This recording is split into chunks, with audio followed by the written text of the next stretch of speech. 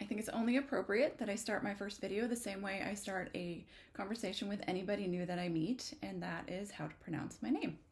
I have heard Angelica, Angelina, because sometimes people think I forgot a letter in my name. I've heard Angelia, I've heard Angelia.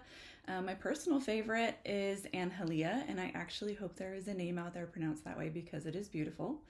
But my name is actually much more simpler than that, and it is Angela, so the I is silent. I am not at all advocating that this is how the name should be pronounced. I would love to hear how other people pronounce their name if it's spelled this way. Mine was actually due to a misspelling, and I will tell you that story.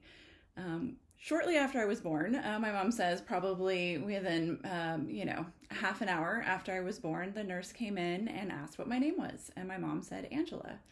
And the nurse filled out the birth certificate paperwork for my mom and asked how to spell the name. My mom spelled it, and the nurse wrote it down.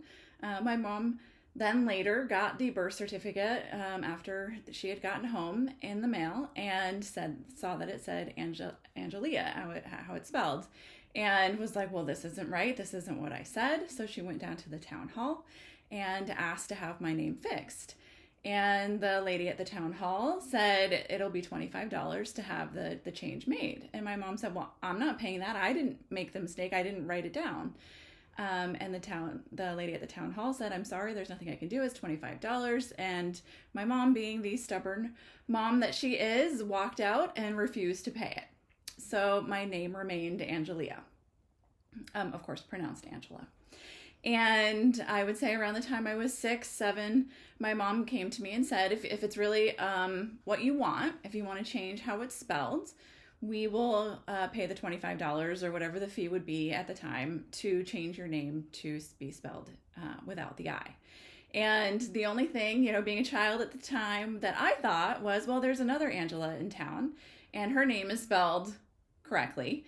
And well, it makes me a little bit different. So we're not the same, and people won't confuse us if my name is spelled with the I. So I said, well, let's just leave it. Of course, at 6, I had no idea the impact that would have on me for the rest of my life.